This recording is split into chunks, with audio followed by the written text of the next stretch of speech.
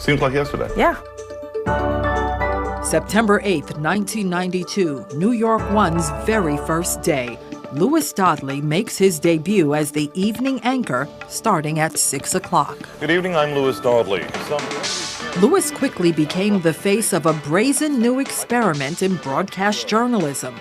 Could a scrappy startup cable news channel compete with local networks in the nation's largest TV market? Because there's only one, New York.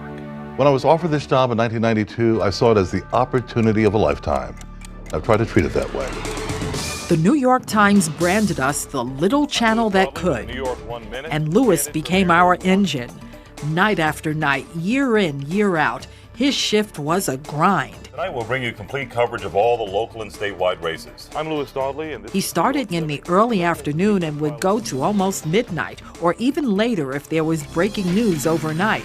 I'm Louis Dodley with a New York 1 Minute. Breaking news on New York 1. That velvety baritone voice informing millions of New Yorkers into the wee hours of the morning. First, a check of our weather on the ones. ever since the death Before he helped to launch New York One, Louis was a familiar face on PBS as host of The Bulldog Report. He kicked off his broadcasting career as a teenager and cut his teeth as a cub reporter in his native Ohio. I'm Louis Dodley. The news continues all evening. But his crowning achievements happened in this anchor chair.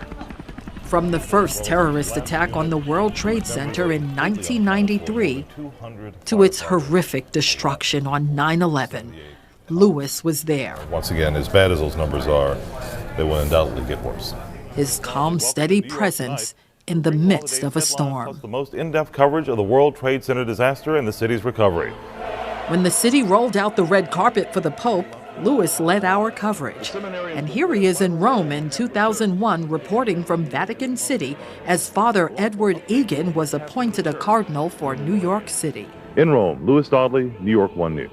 The Knicks have to win 3 games. And Louis was front and center for major sporting events, The World Series heroes. like when the Yankees won the World Series and when the Rangers won the Stanley Cup.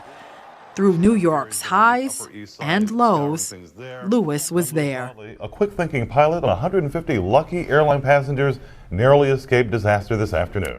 These guys on TV all day. Okay, well, Behind the scenes, Louis is known for his sharp wit, That's me. that contagious belly laugh that kept us all in stitches, even during the most stressful times in our busy newsroom. Off camera, during his downtime, Louis learned new languages, first Chinese, then Korean, immersing himself in Asian culture and sharing his passion with our viewers.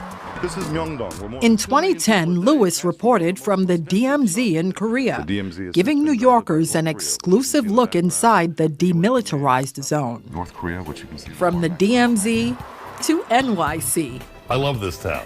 Louis did it by the book. Accurate and unbiased reporting for 32 straight years. True to form, Louis once did the math. Minus vacations and holidays, Louis was on the air for about 72,450 hours. And that's a lowball estimate. But he sure set the bar high. Football is underway. Our resident Ohio State fan will undoubtedly spend his retirement glued to the tube during college football season while working on other projects. As for us, the evening news will never be the same without the Louis Dodley. Cheryl Wills, New York One.